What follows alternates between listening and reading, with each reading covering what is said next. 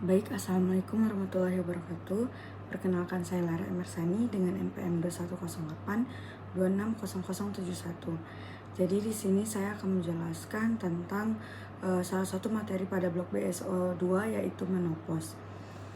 Jadi definisi menopause itu sendiri ialah satu kondisi alami dalam kehidupan seseorang perempuan yang ditandai dengan berakhirnya siklus menstruasi secara permanen.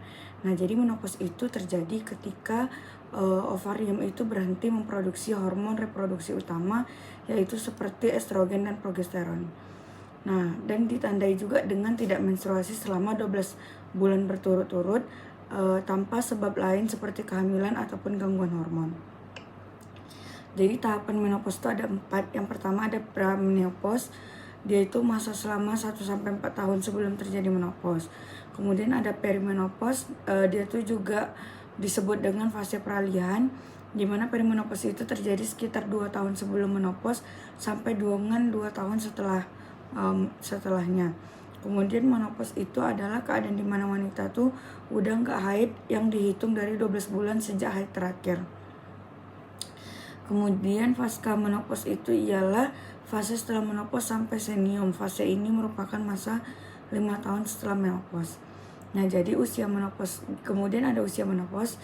Jadi usia menopause terbagi 3, ada menopause dini, di mana dia tuh merupakan menopause yang terjadi sebelum usia 40 tahun. Nah, menopause normal biasanya dialami oleh wanita pada rentang usia 45-55 tahun. Kemudian menopause terlambat terjadi pada umur 55 tahun. Kemudian untuk ada pun faktor-faktor apa saja yang berhubungan dengan menopause ini. Yang pertama ada faktor yang pertama itu adalah kayak usia pertama kali haid, kemudian ada stres, kemudian ada penggunaan alat kontrasepsi, kemudian ada status perkawinan seperti status perkawinan, jumlah anak, dan usia saat melahirkan anak. Terakhir, kemudian ada riwayat keluarga, pekerjaan, pendapatan, merokok, dan penggunaan alkohol. Kemudian selanjutnya penyebab. Jadi penyebab menopause itu yaitu menopause itu terjadi ketika ovarium wanita itu kehabisan sel telur atau ovum. Nah, sehingga nanti produksi hormon estrogen dan progesteronnya itu berhenti. Nah, kondisi inilah yang menyebabkan gangguan keseimbangan hormon yang berdampak pada penurunan fungsi tubuh dan munculnya gejala menopause. Nah, salah satu tanda awalnya adalah nanti adanya perubahan pada pola menstruasinya.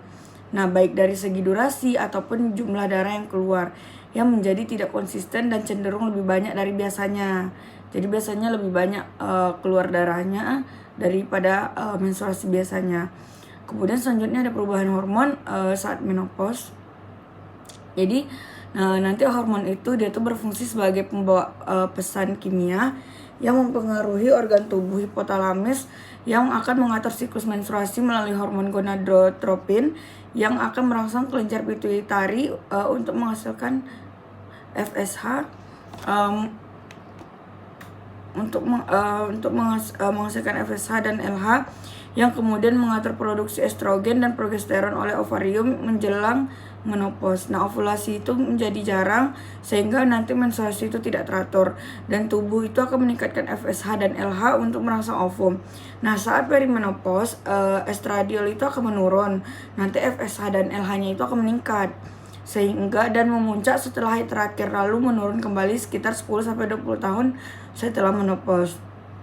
Nah, sebelum menopause itu estradiol dan estrogen utama itu adalah estradiol itu merupakan dia tuh estrogen utama. Nah, sedangkan setelah menopause nanti estron itu menjadi dominan meskipun keduanya menurun drastis.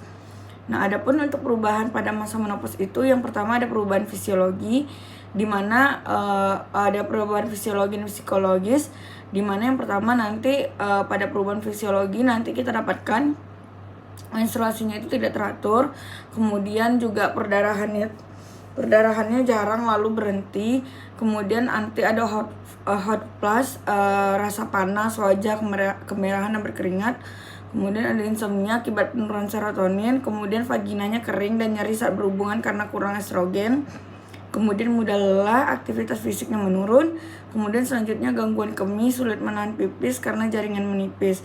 Nah, kemudian untuk perubahan psikologis, nanti ingatannya itu menurun, kemudian mudah lupa, kemudian nanti dia tuh merasa kecemasan kayak khawatir berlebihan, sulit konsentrasi, ataupun dia merasa lebih sensitif. Kemudian untuk selanjutnya ada mudah tersinggung, marah karena sensitif terhadap lingkungan, kemudian juga bisa stres karena perubahan mood dan tekanan sekitar, kemudian depresi, merasa tidak berguna, kehilangan daya tarik, dan ditinggal keluarga, dan mengalami penyakit kronis.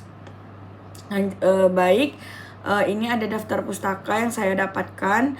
Lebih dan kurang saya mohon maaf. Assalamualaikum warahmatullahi wabarakatuh.